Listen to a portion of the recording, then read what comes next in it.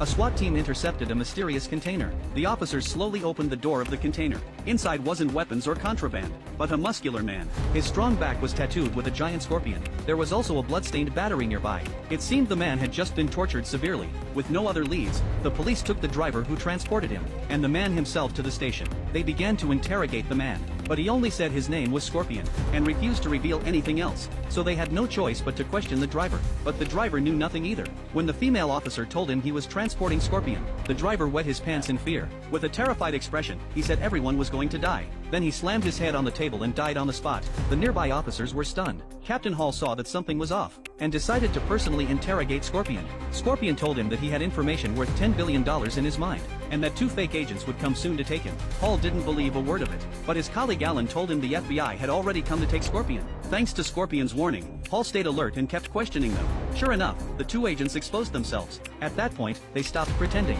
and started to make their move.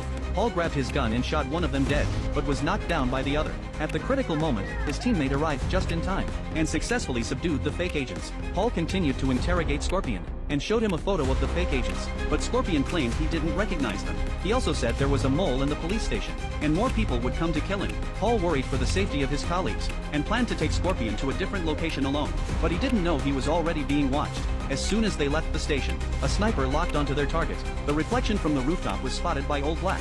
Why used to take cover? What?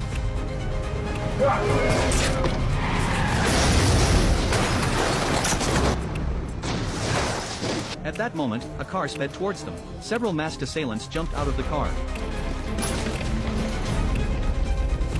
Duck.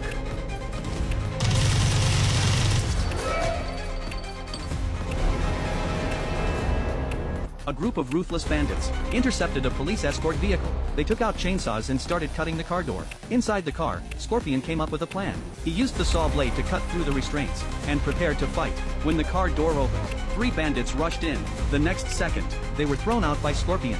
At this moment, Hall also woke up, but several more cars arrived nearby. The police station sent reinforcements. Unexpectedly, the enemy had a Gatling gun. Everyone quickly returned to the police station. They then activated defense mode, and locked all doors and windows. Just as they breathed a sigh of relief, the building's power was cut off. It turned out that the power system had been hacked. Mobile phone signals were also jammed. At this moment, the landline suddenly rang. It was Lars, the mastermind of the operation. He said if they handed over Scorpion, he would withdraw all outside personnel. Hall refused to negotiate, and hung up the phone. Scorpion also revealed the truth. It turned out that Lars was an arms dealer, and he was an undercover agent working for Lars. He had gathered a large amount of evidence of Lars' crimes, which was why Lars was desperately hunting him. After learning the truth, they came up with a plan. They would use a dead body to impersonate Scorpion and pretend to surrender, luring the enemy in and then eliminating them all at once. The plan succeeded. Soon the bandits surrounded them. Just as they were about to enter shooting range, the bandits suddenly retreated. Everyone was confused. It turned out, an inside man sent them a message through Morse code. The inside man also released a fake federal agent, and told him how to open the blast-proof door. At this moment, Ellen spotted them. The fake agent quickly eliminated the inside man, but was also shot. He rushed into the electrical room, and sabotaged the internal wiring. As the alarm went off, the blast-proof door slowly opened. A group of violent bandits surged in. What the hell is this Bruce Lee shit? You gotta go easier, Cobra. At this rate, nobody wants to spar with you, and you got 3 more rounds. What about him?